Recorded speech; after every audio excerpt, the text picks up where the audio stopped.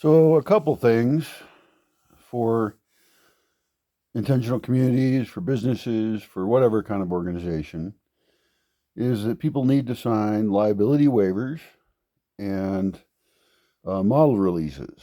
Not maybe for all types of settings, but you know, I went paragliding once and I signed a liability rate waiver, and I went parasailing once and I signed a liability waiver, and I jumped out of a plane and I signed a liability waiver.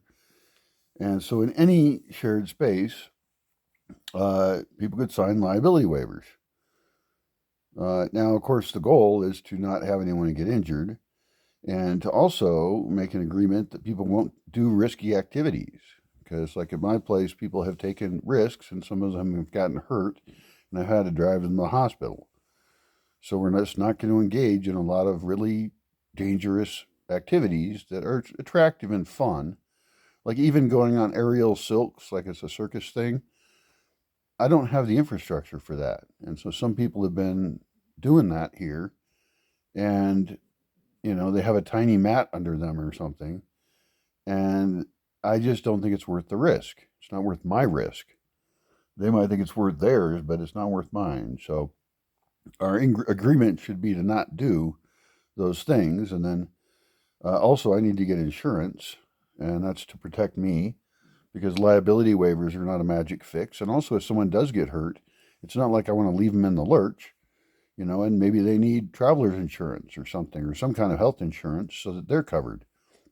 In any case, it seems like among friends and people who have a similar goal, you wouldn't need to have these things. But when push comes to shove, insurance companies and medical costs, they're going to require that you sue someone. And all of a sudden you're involved in these messy things. So let's protect each other, but then let's take less risk, and also let's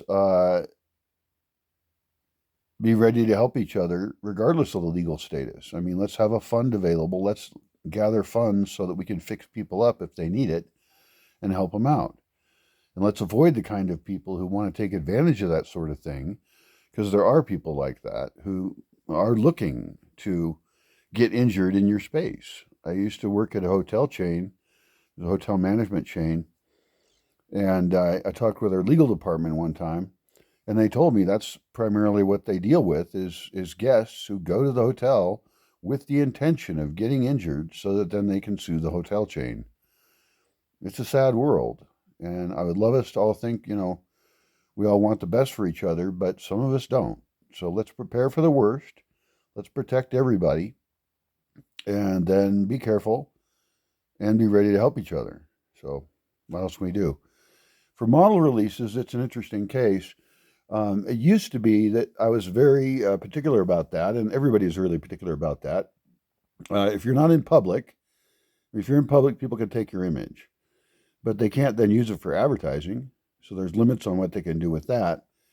And in a private space, you have an expectation of privacy. But in the spaces I'm in, there is a focus on producing media. And so most people will end up on camera one way or the other, and some of them on purpose, and that's why they're there, and others peripherally might end up on camera. And so what I'd like to do is have everybody sign a model release, and I've done this over the past years. I've had everybody who comes sign a model release, and that, even though the culture has changed and it's become more normal to just publish stuff online, so the expectation of privacy has been reduced, but still the law hasn't changed. And so in order to protect this space legally and not put it in a position of being able to be taken advantage of by someone after the fact, where, verbally they're like, yeah, sure, it's okay. And then later on they decide, well, you're benefiting from my image, and so I'm going to sue you. And I get, because some people are going to be like that. And it's unfortunate. But I think everybody has to sign a model release, even if our agreement and actions are to not put them on camera. So even somebody who isn't going to be on camera at all should still probably sign a model release. In fact, not probably, they should. And so I need to be upfront about that. I think it's on my application form now, and I should just, I'm trying to explain why. It's to protect everybody. At the same time, I think we should make a policy against hidden cameras. Um, I mean, there might be some weird case where we're actually trying to run a reality television show, and people have made different agreements or something, but I don't think that anyone should be recorded without their knowledge. I think that's a big no-no. Uh, but I might have security cameras up, and those will be recording. So I don't know. I guess I just want to set expectations for everyone about what's appropriate behavior, and so that includes guests coming here or participants, and they should also not be recording people against their will.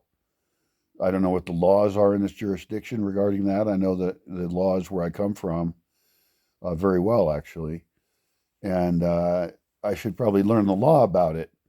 But definitely, but more importantly, we need to set up what the social rules are here, and those can be different rules in different spaces. Like we can have very photo heavy, video heavy spaces in which that's the entire point of the space.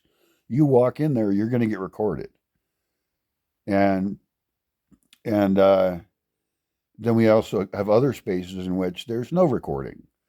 Like the sauna is clothing optional, and there should be no cameras anywhere near it, except in the rare cases where everyone agreed to that for some reason.